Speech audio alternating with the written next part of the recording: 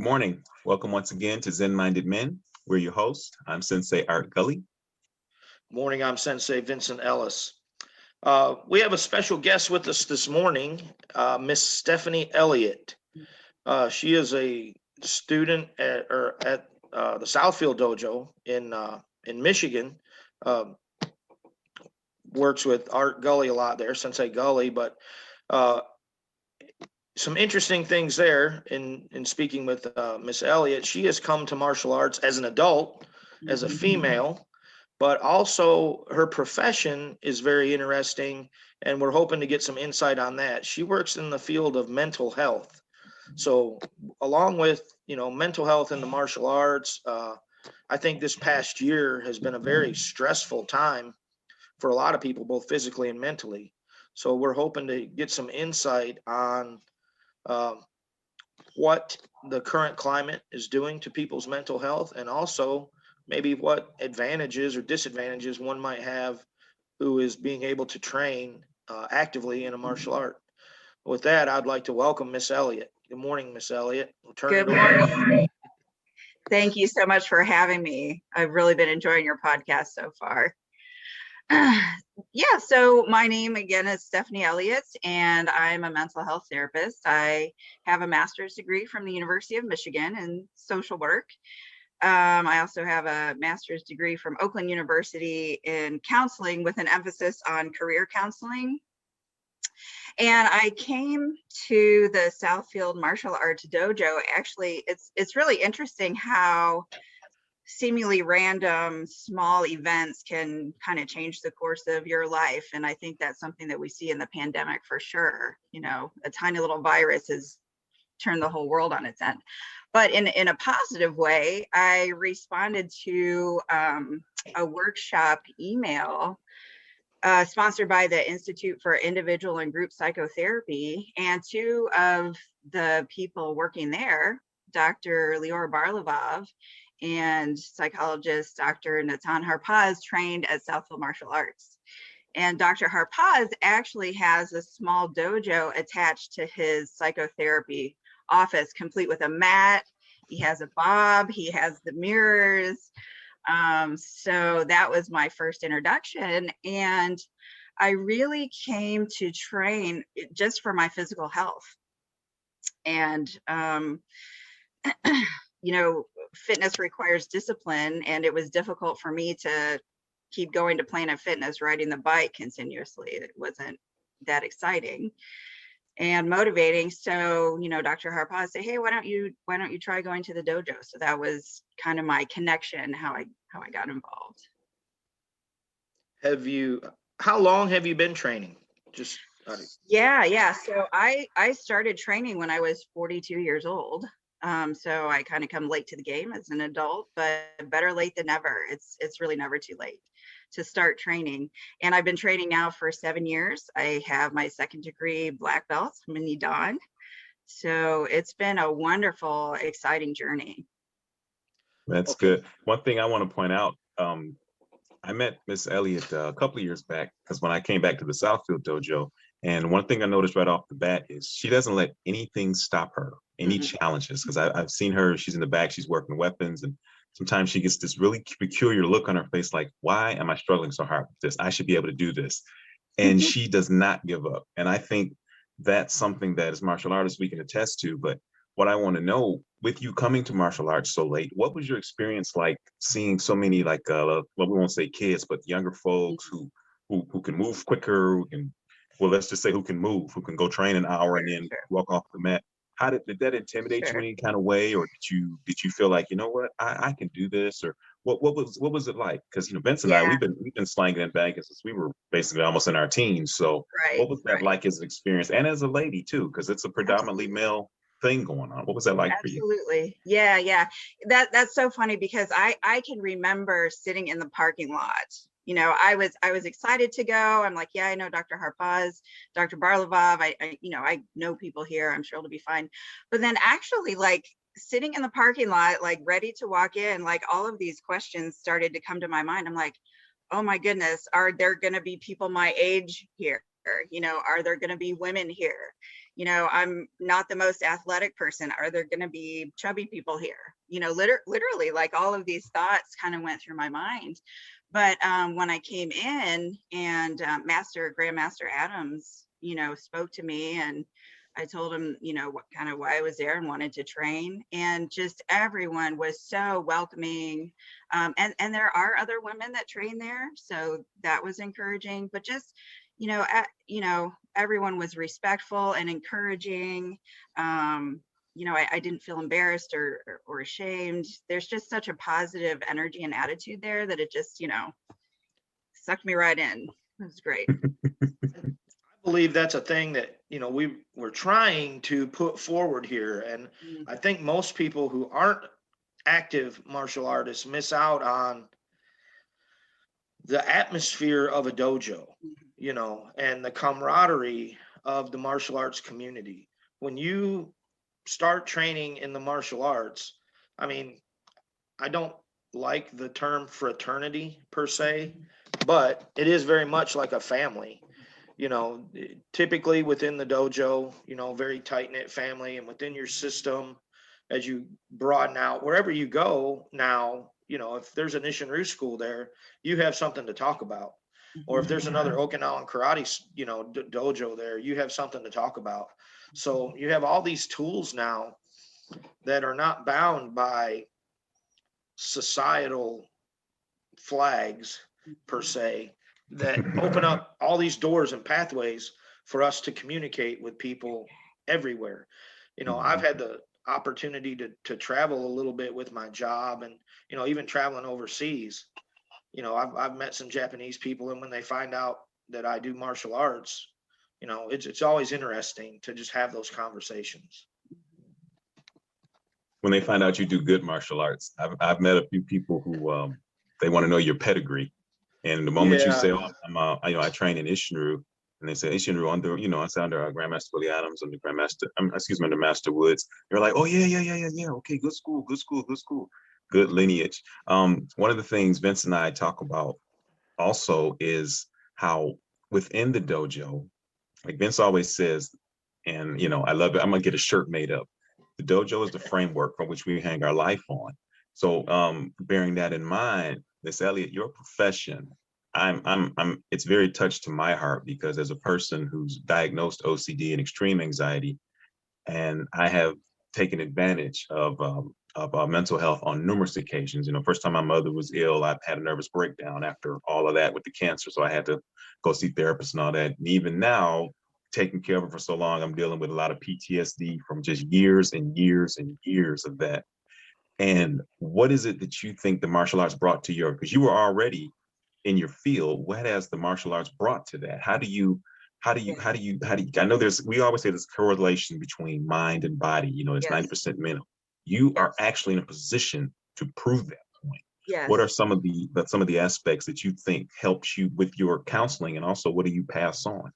Yeah, I will tell you, my martial arts practice has had a profound influence on my mental health practice, because I tend to be an intellectual person. I love to read. I like to write papers. My Ishinryu textbook is like highlighted and, got little tabs, so I was kind of heavy on that side of things. But actually, I don't know how mental health and physical health got split in the very beginning, but mental health is physical health. When we're talking about mental health, we're talking about your brain, your nervous system.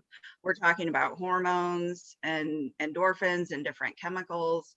So there's really no significant difference between mental health and physical health. We just kind of have conceptualized it that way. So there's a difference between having a conversation with someone about how to ride a bike, right? I can talk to you about how to punch and kick, but then actually putting that into practice and having that experience, if you will. So, I can sense in my body, like kumai, I can sense in my body what Seisan stance feels like, what it feels like to be grounded and to feel solid and to have focus. And a lot of mental health, I'm glad you mentioned it and shared, Sensei Gulley, has to do with, some kind of traumatic experiences, and trauma. People think of trauma as an event, which it can be, but trauma is also a reaction. So my nervous system may react to an event differently than someone else's nervous system for various reasons. But when we think of the reaction as a physical reaction, one, it can be less stigmatizing. I'm not crazy. I'm actually having a response to a threat or potential threat situation. But then also that idea of, talking about things is important and valid, but then also taking it to the next step and actually doing something different is, I think, necessary in the healing process. It's not always enough to just talk. It can be really helpful to actually do something different. So I incorporate that into my practice. Cool. Now, this is off the beaten path, but I have to ask this because we're still fighters. Have there ever been a chance when you're talking with the patient, they become aggressive and you felt that, you know what, you can go ahead and get aggressive, I can take you down because of your training? Has your training made you more confident? And I'm just be honest, we've all watched the movies and we all see the stereotypical patient who gets out of hand and they attack the therapist and they gotta, it makes a great plot. Have you run into any situations where before that may have been a concern, where now because of your training, because you're practicing defending yourself, that's made you more confident to tackle, let's say, maybe more volatile people? Do you feel that your training has made you, I can pretty much wade into any situation, I'm confident that I can mentally get to you, but also physically I can do what I need to do? Has that made you more confident in that aspect? Yeah, so I work in a community mental health agency and with adults. I don't see kids, so I'm working with grown people. And I see all kinds of people. I've seen people who were in prison for 5 years, So that's such an interesting question. The answer is yes, I do feel more confident. But there's like this idea of, if somebody comes at you hard, you can come at them soft, you can take an angle, you can negotiate, space and my own tone and how I approach that person differently. So a lot of times just really being willing to listen and validate another person can be very, very calming. But there are people who, they're court ordered and they don't want to be there. And I'm like, I'm okay with that. I really only want to work with people that think they have a problem and want to do something about it. There's some people that, they just want their meds. Okay, I'm not a doctor, I can't give you meds, you're gonna have to talk to somebody else. Fortunately, I haven't had a lot of people get aggressive with me, but there's a saying, and this kind of goes back to trauma: hurt people hurt people. So usually if somebody is coming from a combative stance, and it could be emotionally, they're getting angry with me because they don't feel I understand them, or I was late and they just lose their cool. So not so much physically, but emotionally, they can be aggressive. So kind of having an understanding of where that might be coming from and what might be the function of this behavior can be helpful. Okay, cool. Yeah, like it's always Vincent, you got anything you want to jump in with? Because I got 1,000 questions. Well, I'm curious, kind of to follow that same line. I mean, in the dojo or in a sporting event, you're in there with two willing competitors or two willing, a fight is different than self-defense, Yes. right? Self-defense, you got one willing, one unwilling, and fight, two willing competitor or two willing people get involved. But from the mental side, human beings, we're predators. And in a self-defense situation, I know we try to teach not having a victim persona, when you move around. So how important is posturing? What are the mental aspects of the proper posture?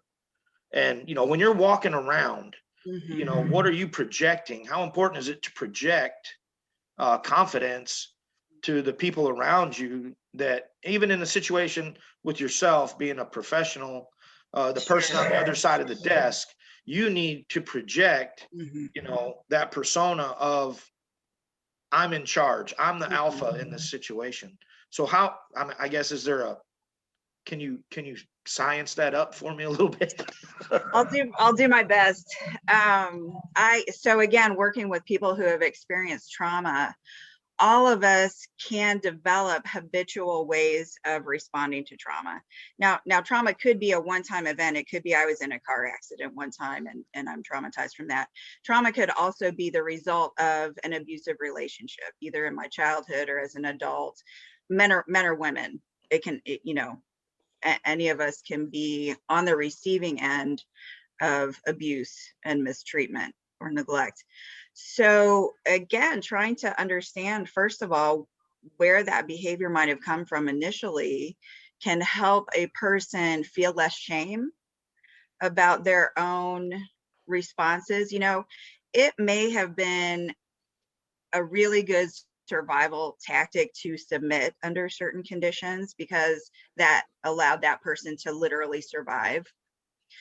And it may have mitigated some abuse that they experienced. Like that may have been a really good strategy.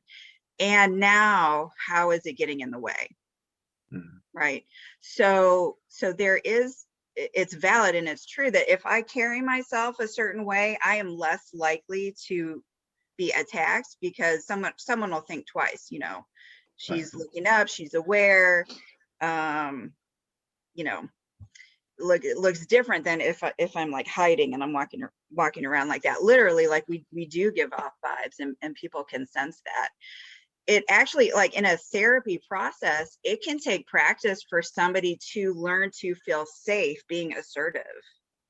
Again, because they're coming from a survival strategy. It was not safe for me to be assertive. I was 5 years old. I couldn't do anything to, you know, this was the best I had at the time. And that also applies to kind of what we were talking about before. Some people come off as super aggressive, right? And you can swing too far on the other side of it. If I'm super aggressive, it's going to be real effective in pushing people away, but it's going to interfere with my relationships. It's going to interfere with probably my employment. So again, learning to feel safe, being calm, and with a degree of vulnerability that I'm open enough to be in a relationship with somebody else, whether that's my boss or my kids or my spouse, whatever. That's really cool. You know, one thing when you mentioned that about awareness and coming off too aggressive, we experience that in the dojo a lot. I'm from Davidson, so we didn't have a lot of. By the time I went through, the membership was kind of dwindled down. But since Pastor Woods had the saying, whenever there was a tournament coming up or something, so there's a tournament if you guys want to go, blah blah blah. He would always say, "I don't train you for tournaments. I unleash you at tournaments." And in that aspect, in my mind, I'm like, okay, I got this inner beast that you want me to let it come out. One of the things that used to happen a lot at Southfield Dojo before we back on Evergreen, students would come in, new students from other styles, and Sensei Adams, Grandmaster, he is the most welcoming person. If you want to walk through my door, as long as you're showing respect, you are more than welcome. If you feel your martial art is great, come. Let's dialogue about it. Let's see what happened. And in the even times, we would get some big guys. They'd come in and they'd want to fight and they get aggressive. And one of the things that some of the Sensei Stevenson, she was a sensei back in the day, she would get me and she would always say, we have someone who's a little aggressive. Would you handle that? And one of the reasons, because I'm always smiling. And so it throws people off. They think that, Vince used to talk about like that. He says, why are you always smiling? And he knows, it doesn't matter, I'm smiling. When it's time to thump, I'm going to work on you. And I would find that they would come so aggressive and I would just smile and casually take them apart. I would never hurt anybody because, I would get in trouble. But once they saw that, okay, this guy can hurt me, but he's being nice about it, I found that the softer I go, even though I'm doing what needs to be done, it shifts it. So then I realized, you get to learn like, well, this guy, last dojo I went to, everybody beat me up because I was Black or because I was Asian or because I was this. And I just didn't want to walk in here. and you get their stories, and it comes across when you're coming in through an aspect with the patient, like you say, the one who doesn't want to be there or whatever.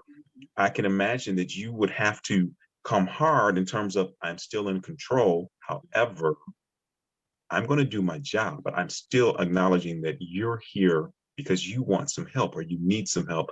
So in that respect, do you find yourself, I know that was a big, long, roundabout way of saying, do you find yourself utilizing what you learn in terms of your kumite? If you have an aggressive patient, do you find that you're mentally, not so much physically taking your angles, but you can easily shift to that posture because of your martial training? You find that, okay, you know what? He's coming at me this way, so now I know what to do with this guy. He's coming at me this way. Okay, now I know what it's like. We got a different katas, different situations. Do you find that the different katas have just directly transmitted to that? So it's like, yeah, I got you no matter what. Yeah. So I mean, at the beginning and end of every kata, you know, peace and war. Mm-hmm. Right there. That kind of sums it up. You know, I come in peace, but I'm prepared. You know, if you come at me the wrong way. And what I have found is people who have been traumatized will at some point test me, and it's more of a sense of building trust rather than trying to hurt me. Usually, I mean, I can think of literally one person that I've seen out of literally thousands in my career that it seemed like they were trying to hurt me. That's the rare thing. But they want to know, you know, number one, can you handle hearing my story? Am I going to scare you off? Are you going to abandon me? Are you going to shame me and put me down? Right. And do you have the capacity, right, to regulate yourself? Because then maybe I can learn something, right? I have something to offer. It takes courage to sit with somebody in their pain. You know, I have to be willing to bear some of that myself if I'm an empathetic human being, to witness somebody as they talk about their suffering. And I'm talking about, you know, survivors of gun violence and sexual assault, and, you know, I've counseled war veterans, you know, men and women from Afghanistan and Iraq, and, you know, people who have served our country. So there usually is some testing, but it's usually about, can I trust you and can you help me? Which interesting point you brought up about the veterans. This is something I'm curious about. I do a lot of reading too, and one of the things I'm curious about is that, I don't know if this is the right term, but society's mental health as a whole. We're dealing with unprecedented stuff. We've been at war for way too long. So we have an extreme amount of veterans coming back who have emotional trauma. And now we're dealing with a pandemic.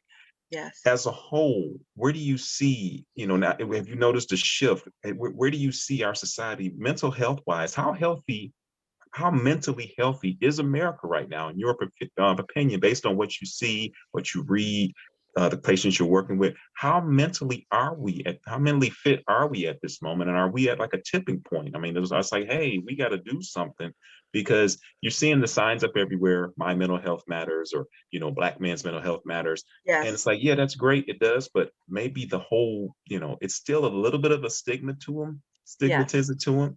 As a society, where are we at right now? What do you, in your opinion, what do we think? Where are we at? Are we depressed? Are we angry? Where are we at right now? Sure. So the question is valid, and I want to avoid too much generalization, because everyone's experience is unique. In terms of certain trends, there were things going on in our country before the pandemic. And I think, again, that idea of stigma, you know, I do treat men, but men,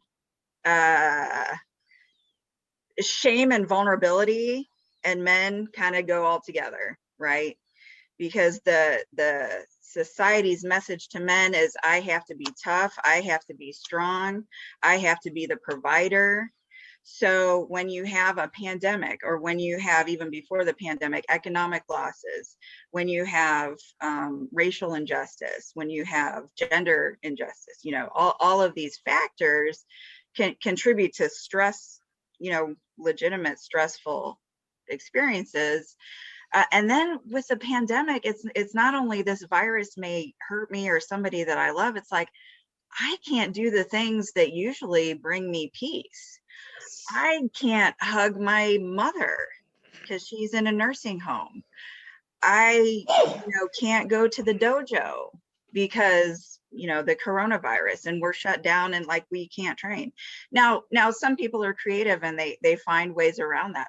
I saw a posting of, we wear masks and all that kind of stuff, but like, having almost like a plastic blanket to like hug grandma with, or, a gentleman that I trained with under Master Shaver invited people over to his backyard. Let's train outside. Let's, train in a park. So we can adapt, but that's like a really big thing with the pandemic. There's been an increase in people relapsing into substance abuse. There's been an increase in interpersonal violence, right? There's been an increase in depression because of isolation and anxiety. And again, like people losing their jobs and having, how am I going to survive? How am I going to pay my rent? That's all very stressful stuff. And even I provide therapy online now. Like I can't be in the same room with my clients.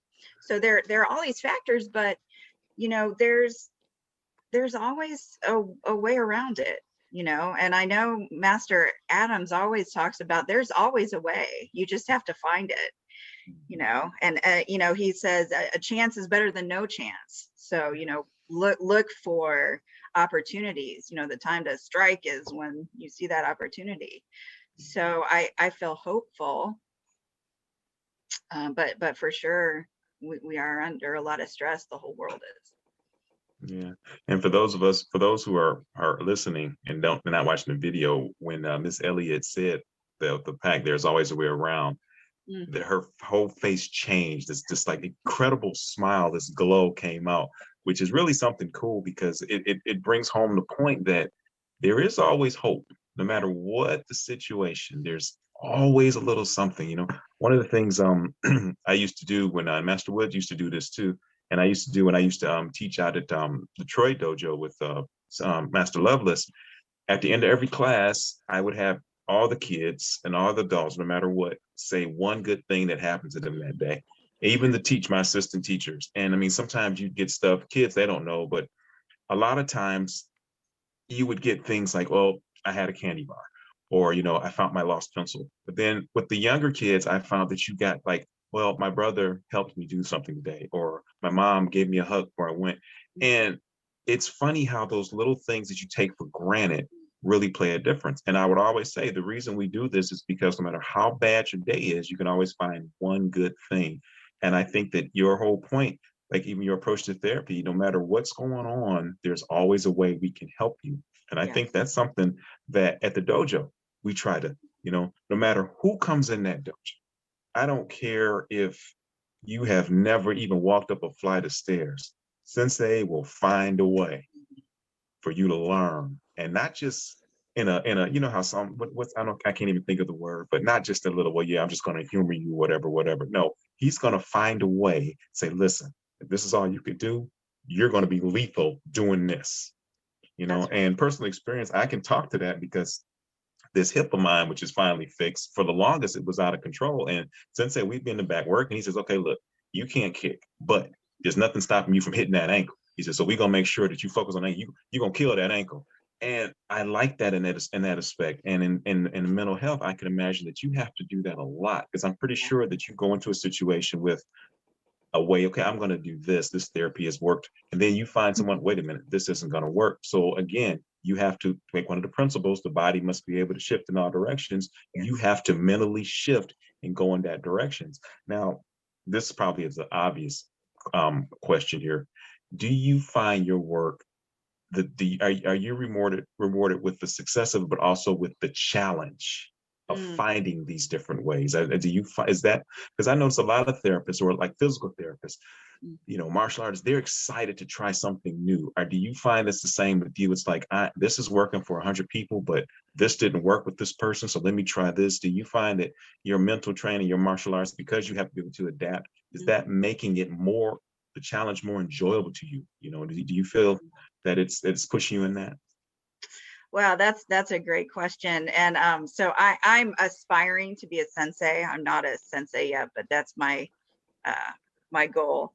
And It'll happen. you guys can probably relate to this then. So in therapy, so I mean, I guess it's in part just because it's my calling. There is something beautiful and even spiritual watching somebody who goes from like, I just tried to kill myself, I'm coming out of the hospital, I don't deserve to live, I don't have any hope, to finding healing and self-respect and motivation, rebuilding relationships. It's almost like a flower blossoming. Now it takes time. So again, like when you're teaching a student, it takes time. But that endurance, right, from the martial arts, you know, that hopefulness, you know, my senseis, again, you know, as a 42-year-old chubby lady, I'm like, I'm never going to be a black belt. You know, what are you talking about? They talk to me as if, of course you're going to be a black belt. You know, one sensei says, yeah, when you get to the other side, you know how the cues line up on one side and the black belts. When you get to the other side, like, take it for granted. So that kind of, that spirit of hope, and you can do this. You know, I'm not going to be an Olympic athlete, but I can get a black belt. You know, I can learn. It's possible, for sure. That helps in my practice, and I appreciate the challenges after the fact. I've been doing this long enough to, you know, I get unnerved, and I don't always know the right thing to say, or I don't know until afterwards. You know, they'll come back and say, Stephany, you know, what you said last time was just so profound. I'm like, what did I say? You know, I have no idea. But, you know, I'm constantly learning, you know, from my clients. They are constantly teaching me things.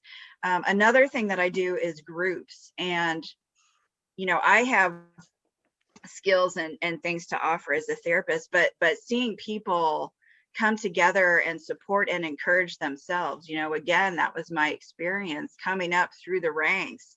You know, I had an Ippon buddy, you know, Sarah Davison and we were Ippon buddies.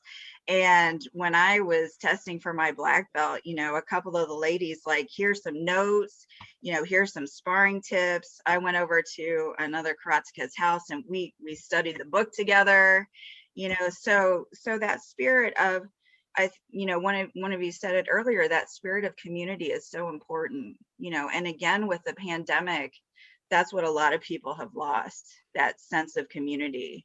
So again, it's not that we don't have community. We may have to reimagine, how do we keep our communities together? How do we maintain our connections under these circumstances? One of the things martial arts has always offered me was almost a palate cleansing for my brain. Again, coming up, you know, I started training shortly after I got married, and as I was raising my family, you know, so just the daily stresses of everyday life. When I would come to the dojo, I would be frustrated some nights, you know, just my brain would be spinning like crazy, everything that went on during the day. But once I got on the mats and I was able to focus 100% on what I was doing that day, whether it was kata or self-defense, fighting, whatever, but everything I had done prior to bowing onto the mat got zero attention. I was able to focus 100% on the task at hand. And, you know, yeah, physically I would be drained. You know, it was exertive and my body would be tired, but my mind would be so relaxed when I finished.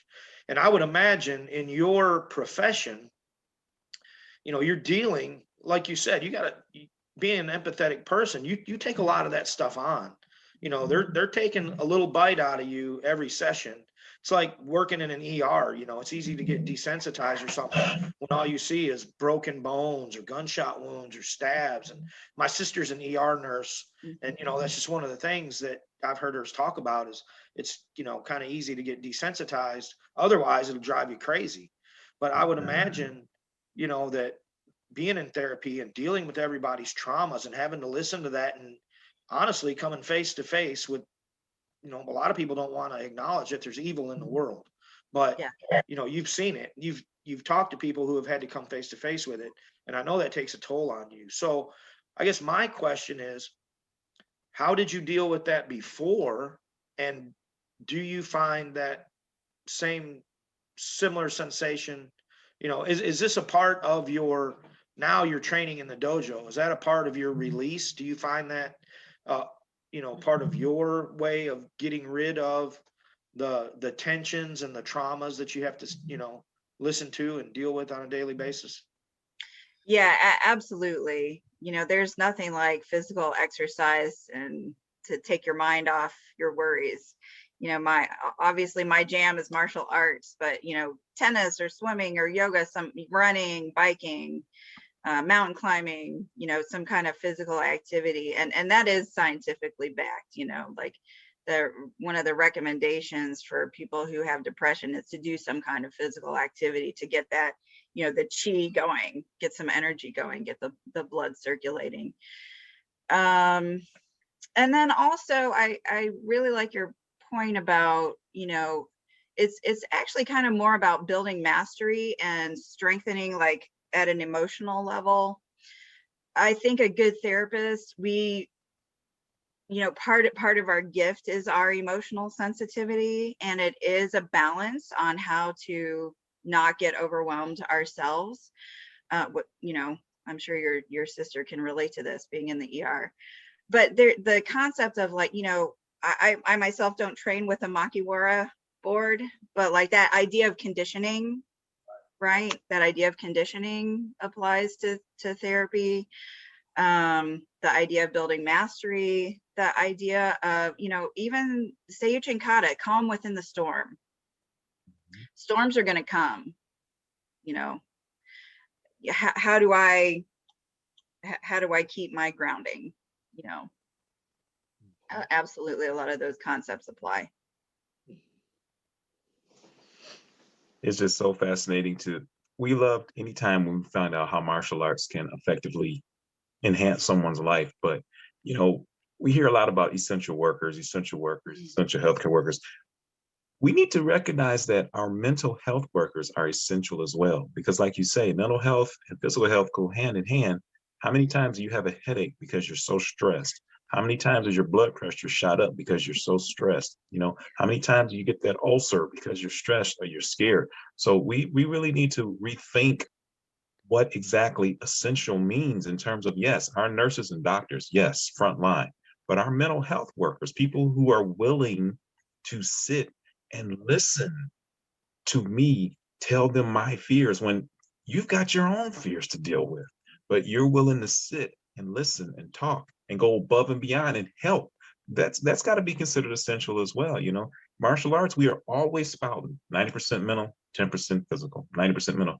I think in life, if we could take that concept and move it a little bit out of the dojo and start saying, hey, people, sometimes it's not who you are, it's who you think you are.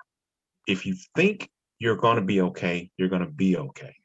If you think that you're a bad person, guess what? You're going to be a bad person. If you think that you're a good person, you will subconsciously start doing that. If we could shift that focus and put a little more spotlight on mental health practices, I think the world could be a little bit better. I think our country could be a little better.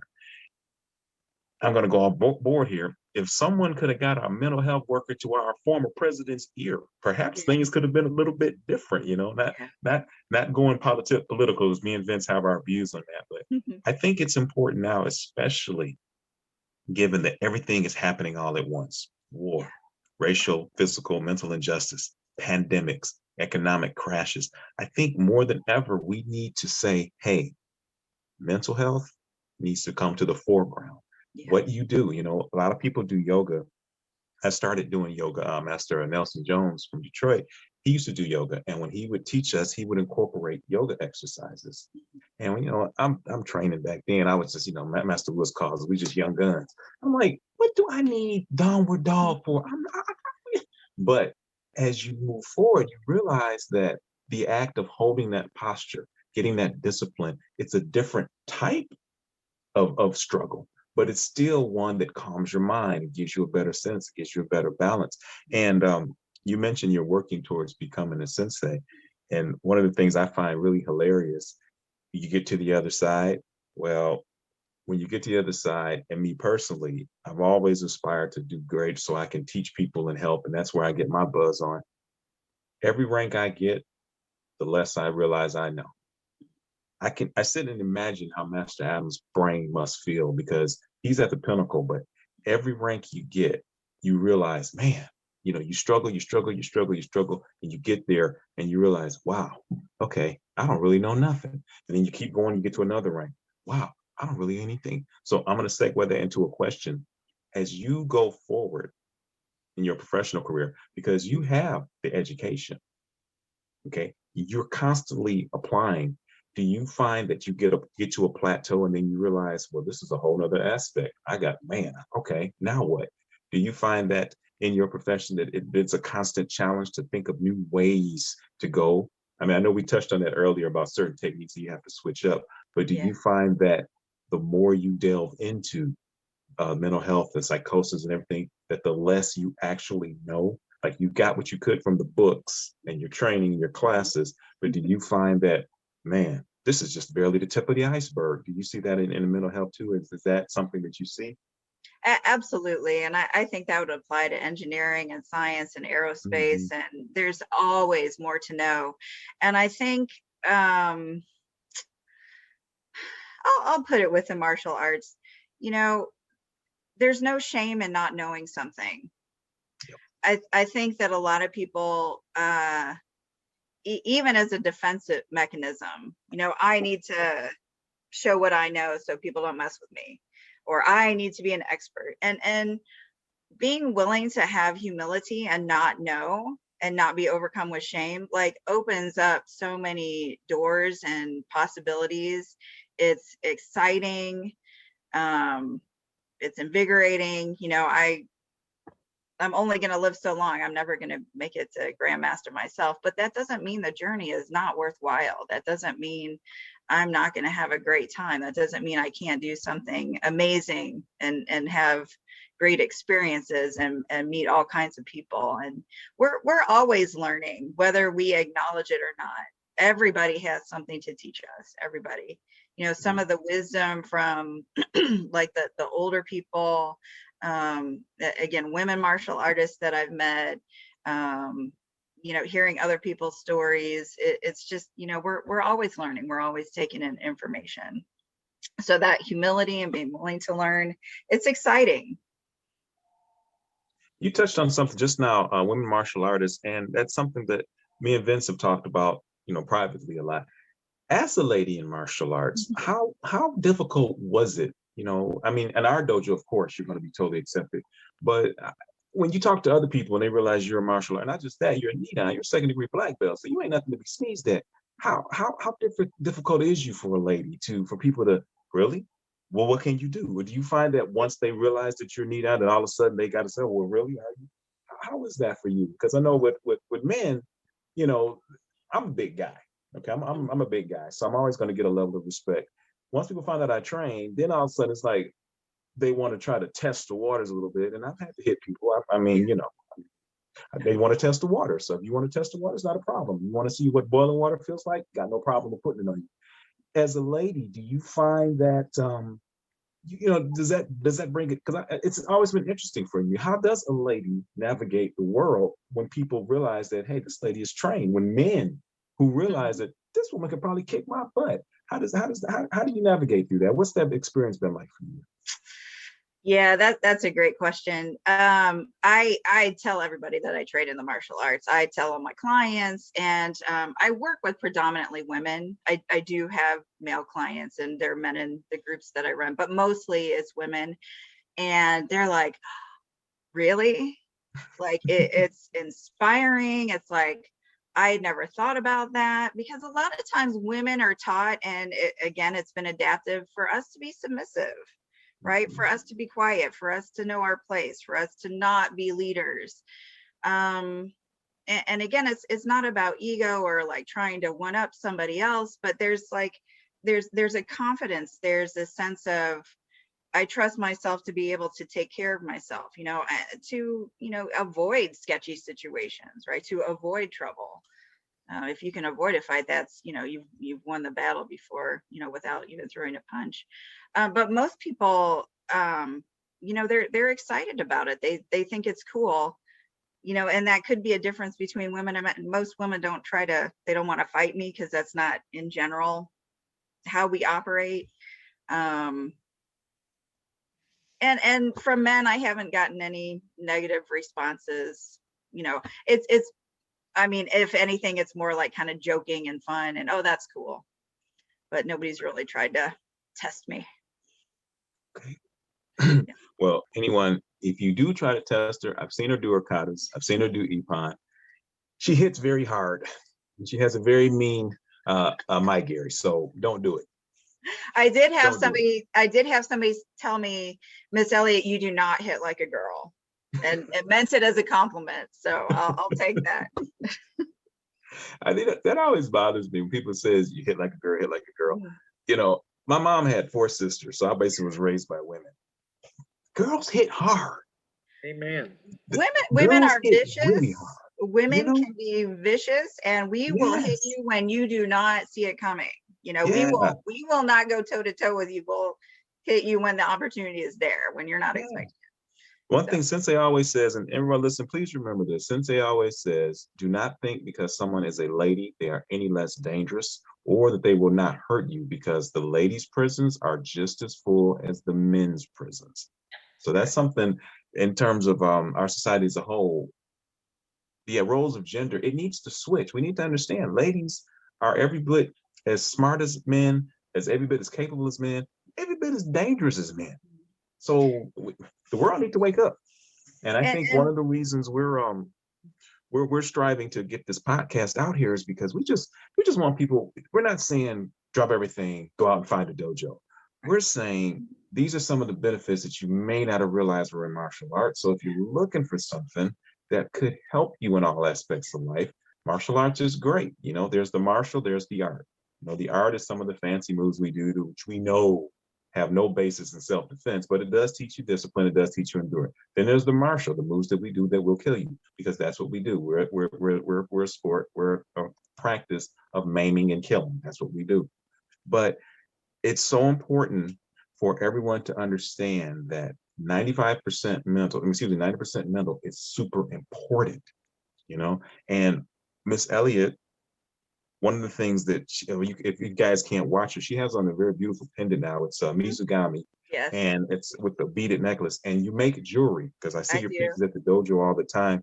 And I've always that's always, to me, your color schemes that you use. It's never a solid color. There's always a swirl from the dark to the lights. Is that a direct result of your therapy, because you have people working through the different colors of their emotions? Do you find that in your jewelry making, is that something that you do to, how should I put this? I don't know, bring your focus back on hand? And is that something that you use as a therapeutic thing that you've adapted yourself, that you enjoyed as a hobby? How did that come about? Absolutely. Yeah, absolutely. I never looked at it that way, but for sure, jewelry making is a coping skill. It's soothing, it's creative, it's exciting.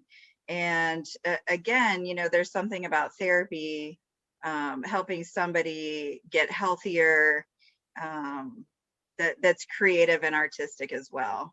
Just like the martial arts, we can always improve and grow and learn. All of those things kind of have a similar quality, I guess I would say that way. Cool. I have a somewhat of a controversial question, probably. Sure. So I'll do my best. From a mental health perspective, I consider myself probably old school, right? I'm an 80s kid. I grew up in the 80s. I'm 51 now, so I'm right behind you. Times are different. you know, now it seems like we have this woke generation, you'll use that word, this woke generation, and everybody wants to, I'm using a lot of general terms and forgive me, but, Please. you know, people, it seems like the majority of society wants to push these things to the forefront where they want to claim victim to some invisible, and I'm not saying things aren't real. Please understand. I'm not saying, because as you explained before, trauma's real and you can't always see it. But to me, it appears like it's more and more to the forefront of society. It's being propagated through media, whether it be mainstream media, social media. And again, I'm old school. I'm like, you know, to me, I suck it up.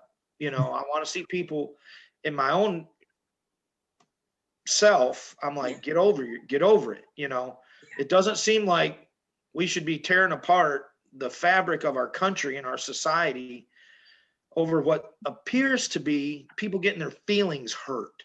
And I'm not saying that getting your feelings hurt is not a real thing, but one of the things I try to tell my students is words in particular. You know, when somebody says something about me, that word only has the power that I give it. You can call me stupid. It don't make me stupid. You know, I know my mental capabilities. I know my education. You can call me ugly. It doesn't make me ugly unless I allow, unless, you know, I respect you enough that I respect your opinion. And, you know, generally people talking in that manner, I don't. But from the perspective of a mental health professional, and you've probably seen this trend shifting, this dynamic shifting. Is it for the better that people are becoming more sensitive? Is it for the worse? It seems like there would be a balance somewhere. Yeah. You know, that is a huge question and I love it. So I need to collect my thoughts for a minute. And I'm glad that we get the opportunity to talk about this because I can go deep with this.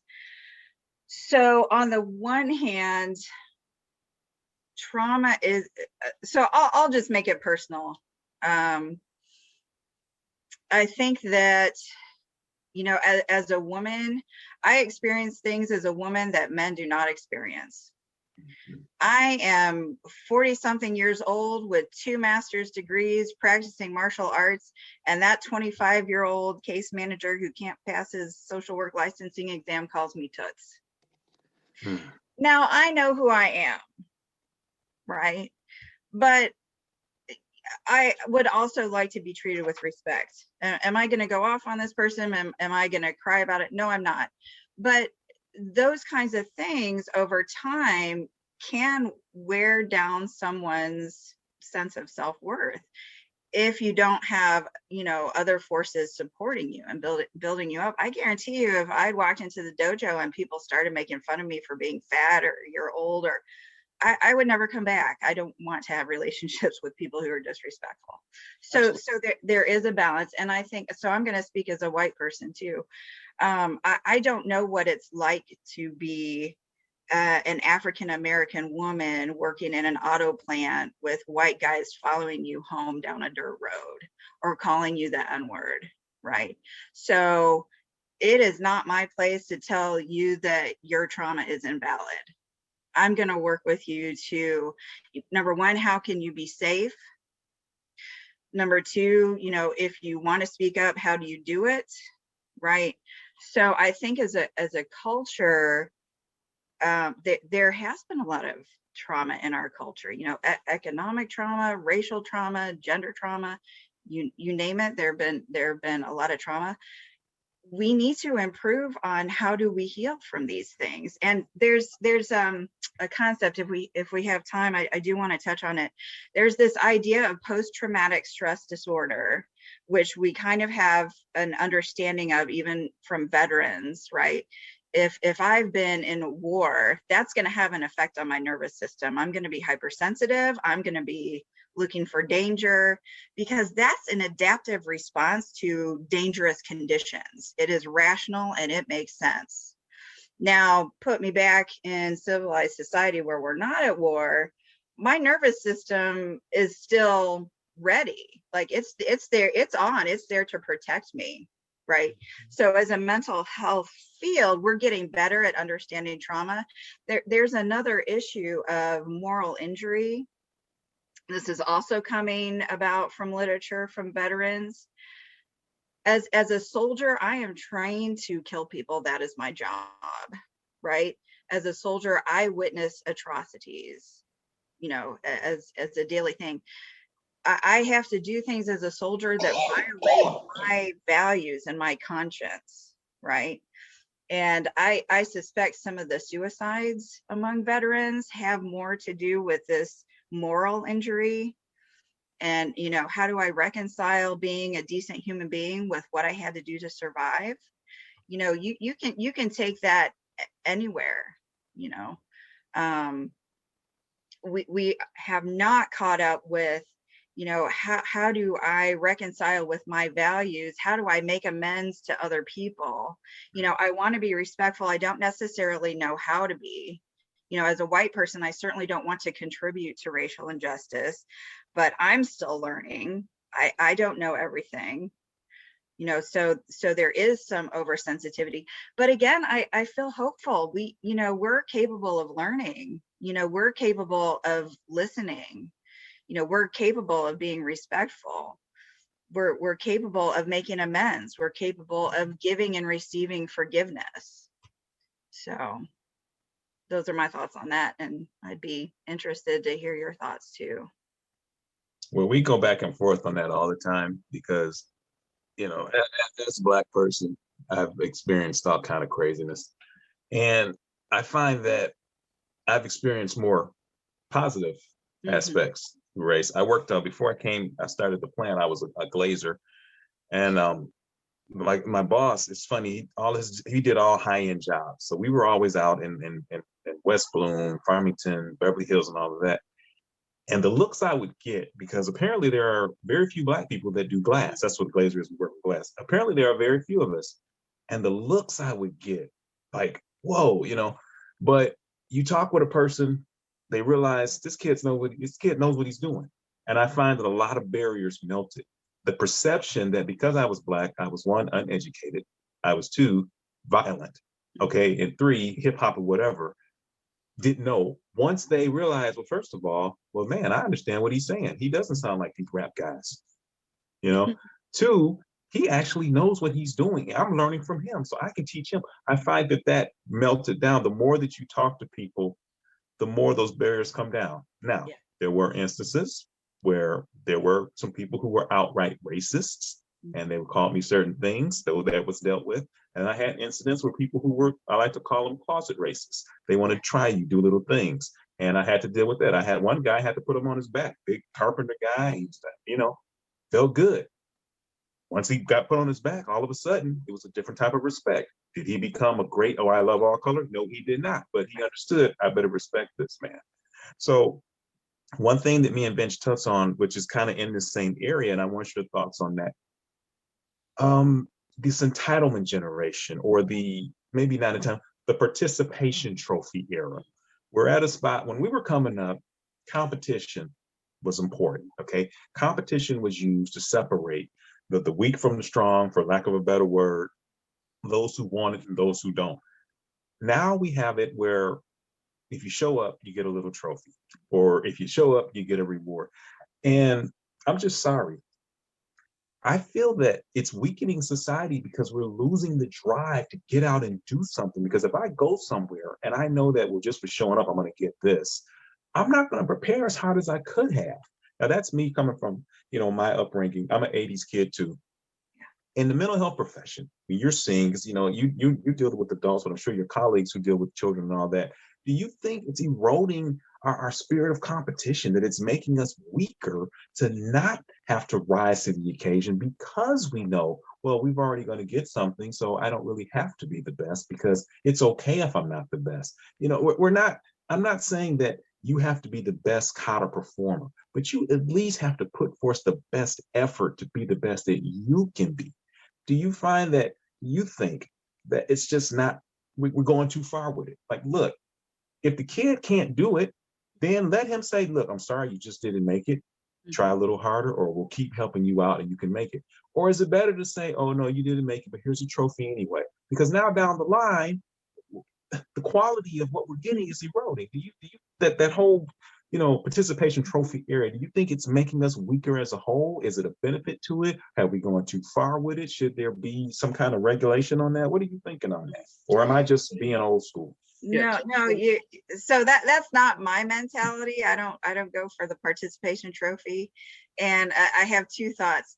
One is, there's a saying on the wall in Southfield, something about, I'm going to get it wrong, love the journey, something about love the progress, appreciate the progress, not just like, the belt. Like, your goal is the black belt, that is on the wall. We encourage you to achieve, but like, love the journey, right? So my value as a human being is really not tied up in this little trophy. The training itself is valuable. The discipline itself is valuable. If I come in dead last, that's valuable. I showed up. I remember my first tournament that I competed in, a Kia tournament in Southfield. I got first place katas for my age division. There was only one other guy that we were competing together, and I kind of shrugged it off. I was kind of, oh, big deal. I, got first place out of 2. But, one of my friends that I trained with said, Stephany, I mean, that's life. Sometimes you just being willing to go out there and take advantage of an opportunity is what it takes. And it doesn't matter if you beat one person or 100 people, right? There's still an intrinsic value in that. So, I mean, it kind of gets at a bigger issue of like, my value as a human being is not tied to this trophy. My value as a human being is not tied to this belt, right? It represents something. It represents discipline and persistence and hard work and being willing to fail, being willing to try. So, and entitlement is kind of the other side of the coin of feeling shame, right? And shame is that sense that I'm not really valuable, right? So, I guess in a nutshell, like I'm not against trophies, but I wouldn't want that to be confused with somebody's sense of their value and worth, right? Because a lot of times with kids, it's like it's the parent that wants to feel some kind of, well, my kid got the trophy, therefore I'm a good parent. That's really not what it's about. Oftentimes they sell this principle as if you have competition, that it somehow erodes the self-worth or does some kind of emotional damage to the participants, or the, it's big in kids, or it's, even public schools. The public school system here no longer has a valedictorian. They don't give class rankings. It's crazy to me. Why, Yeah. You have to acknowledge in my, again, I'm old school, but why would you not want to acknowledge effort and excellence? I'm not saying you have to degrade people for not, performing to the level of the person next to them, but that should motivate, as coaches, as teachers, as therapists, or whatever. We want to, as parents, I raised 4 kids. I've got 5 grandkids, but, we need to teach the value of competition, or of, hierarchy, or where's your place in the pack, whether it's the family dynamic, the school dynamic, whatever, and like you said, unfortunately, oftentimes it's more a problem with the parent than it is the child. I went through Little League baseball with my boy, and, it's oftentimes the parents in the stands that create the most havoc. Same thing in the dojo, parents teaching from the sidelines, but it's just, they use this veil of emotional damage. And that's kind of what I was getting at earlier, is people want to take these invisible injuries that we can't see. And I'm a simple guy. I'm an engineer. I have a mechanical mind.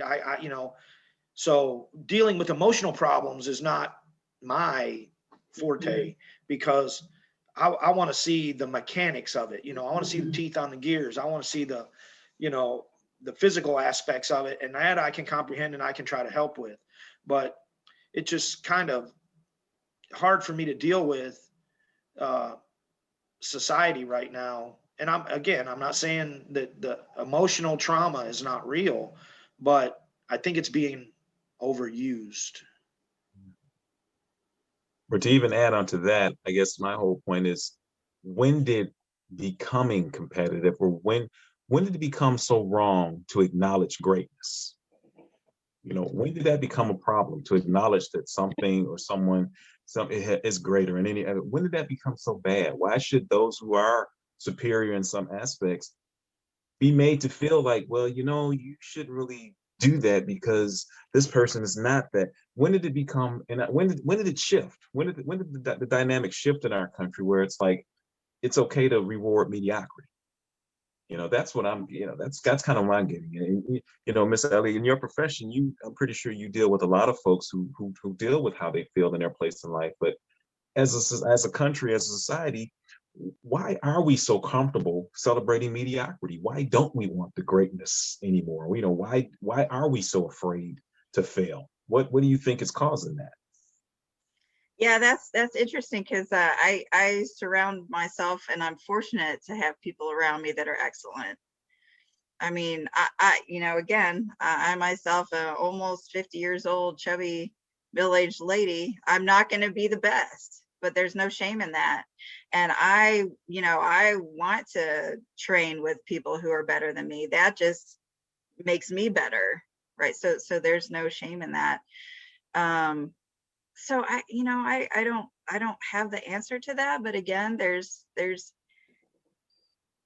something about just being willing to accept this is who I am. You know, it helps me having that mindset when I'm at the Kia tournament, and there's a panel of not just black belts but red belts standing in front of me. You know, my acceptance of who I am, you know, I'm competing against me. You know, whether if I get a trophy or not, I'm competing against me. I'm going to do my best kata in front of these people, you know. Is that the same? Excuse me.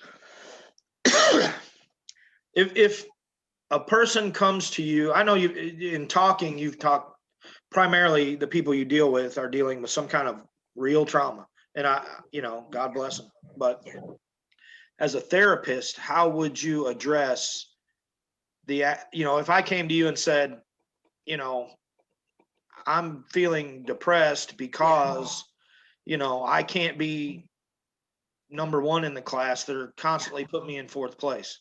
What is your therapeutic advice to someone who says, I'm having? Yeah. Well, so I would ask a lot of questions, and not to personalize it, but since you asked it, I'd say, Vince, you know, who told you you have to be number one? You know, where does this belief come from that you're nothing if you're not the first in the class? You know, there's some survival energy tied to that belief. I have to be number one. It comes from somewhere.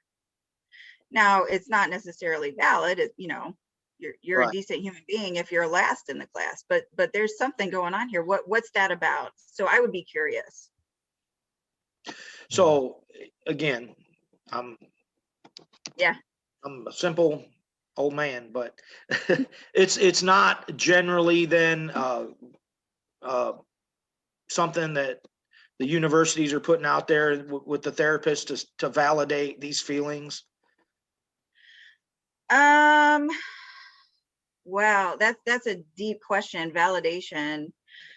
I can validate somebody as a human being, and I can understand where they're coming from, even if I don't agree with what they're doing. And I'll give you an example. I had a client last year who, divorced mother of 2 kids, like ages 9 and 5, addicted to crack, heroin, cocaine, you know, history of trauma, all kinds of trauma. The father died during the pandemic of a drug overdose, right? felt helpless. She felt overwhelmed.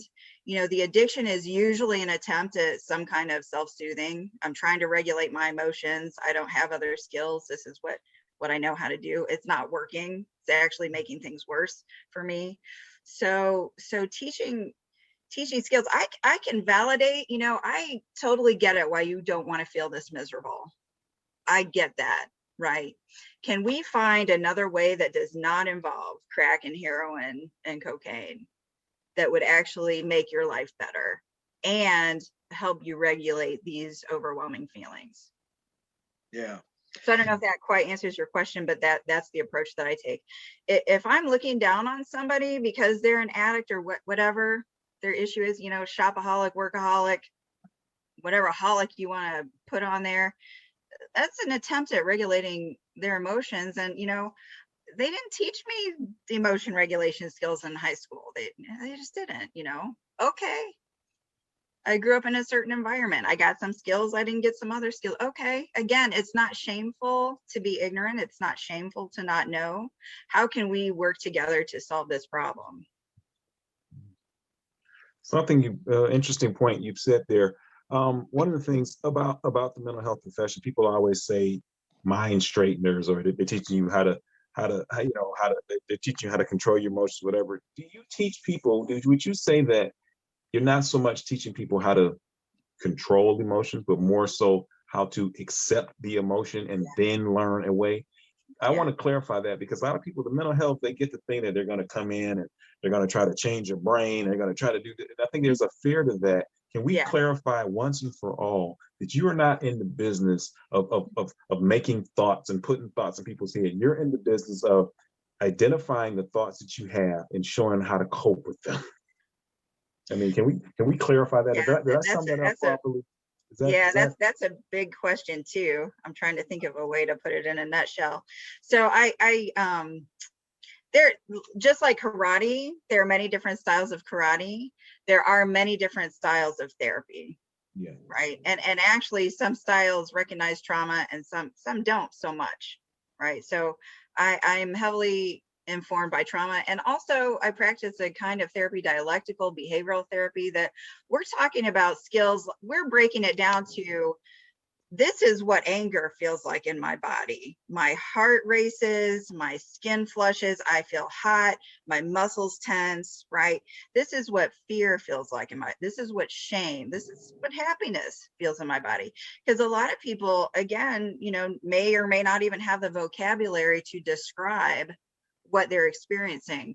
And then also in groups, like we break down skills, like for example, the please skills. All right. So am I treating any physical illness I have? Because that's going to affect my mood, right? Physical illness. Am I eating right? Or, you know, am I eating too much sugar? Because that's going to affect my mood, right? Do I avoid drugs and other alcohol, mood altering substances? Because those chemicals are going to affect my emotional well-being, right? Am I getting enough sleep? Sleep deprivation. I had a lady who was depressed. She had a sleep apnea study. Once she got her CPAP, she's not depressed anymore, right? You know, exercise is going to affect my mental well-being. And then our beliefs, you know, and it's not mind control, but the things that I say to myself affect my mental health. The things that like we mentioned, other people say things to me, that has the potential to affect my mental health, whether I believe it or I don't believe it, you know, good or bad. So no, I don't get in there and change people's brains, so to speak. But mental health, like, you are changing your brain, hopefully, like with the intention of being healthier, right? I'm going to do push-ups. That's going to build my biceps, right? I'm going to change how I'm thinking and do some things differently. That's going to affect my nervous system, hopefully in a way where it functions better. Because again, you know, it's a physical thing at some level. Thank you. Interesting. As you describe this, all I could think about is, you know, it's a lot like Kumite.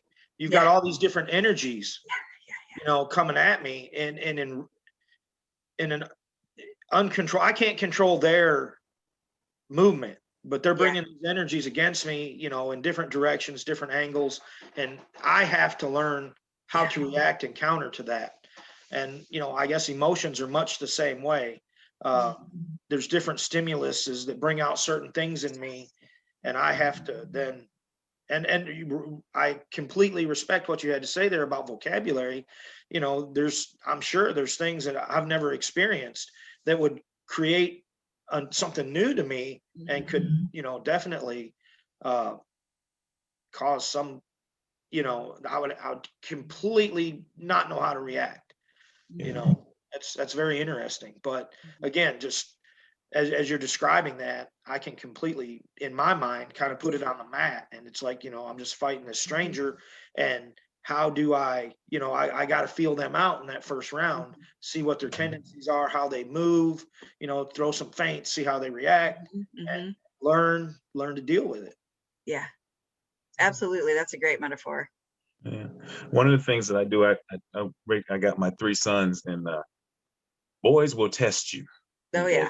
And my wife, we like to say she actually has 4 boys, because I'm the oldest boy, and she's like, as far as I'm concerned, she's the grandmaster of control, because why I'm not in the ground from getting hit with a skillet, I don't know. I don't know how she controls herself with that.